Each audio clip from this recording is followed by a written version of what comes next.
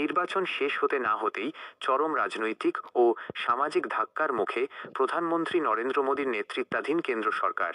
প্রশ্নপত্র ফাঁস, নজিরবিহীন দুর্নীতি আর লাখ লাখ পরীক্ষার্থীর ভবিষ্যৎ নিয়ে ছিনিমিনি খেলার অভিযোগে আজ পুরো ভারতের রাজপথ কেঁপে উঠেছে শিক্ষার্থীদের তীব্র গর্জনে।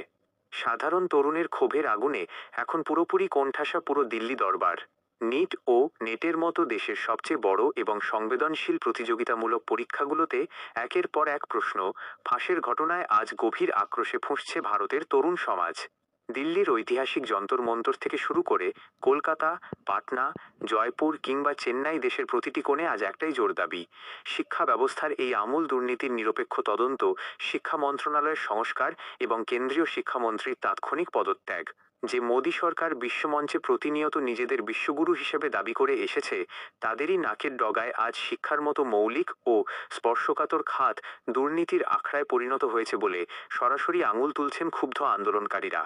ছাত্রদের বক্তব্য অত্যন্ত পরিষ্কার এবং সোজা: বছরের পর বছর দিন রাত এক করে পরিবারের সব স্বপ্ন বাজি রেখে তারা যে পরিশ্রম করেছে, সেই রক্তজল করা কষ্ট আজ প্রশ্ন ফাঁসের কালোবাজারে লাখ লাখ টাকায় বিক্রি হয়ে যাচ্ছে।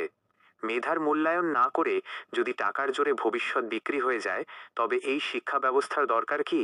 প্রশাসন হয়তো মোদী সরকারের নির্দেশে টিয়ার গ্যাস ছুড়ছে, জলকামান চালাচ্ছে কিংবা নির্বিচারে লাঠিচার্জ করে ছাত্রদের কণ্ঠ স্তব্ধ করে দেওয়ার চেষ্টা করছে, কিন্তু রাজপথে নামা এই জেনারেশন জি স্পষ্ট জানিয়ে দিয়েছে, রক্ত দিতে রাজি, রক্ত দিতে রাজি, কিন্তু অধিকার আর ভবিষ্যৎ বিক্রি করে ঘরে ফেরার কোনো সুযোগ নেই। শিক্ষার্থীদের এই অভূতপূর্ব ঐক্য আর অদম্য জেদ আজ ব্যাকফুটে ঠেলে দিয়েছে খোদ নরেন্দ্র মোদী ও তাঁর প্রশাসনকে। সংসদের ভেতরে ও বাইরে সরকারের জবাবদিহিতা এখন শূন্যের কোঠায়।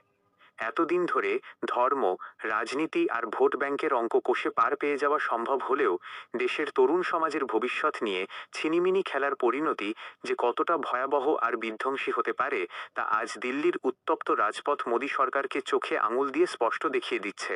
আন্দোলন যত গড়াচ্ছে, মোদী সরকারের ভিতও ততটাই কেঁপে উঠছে।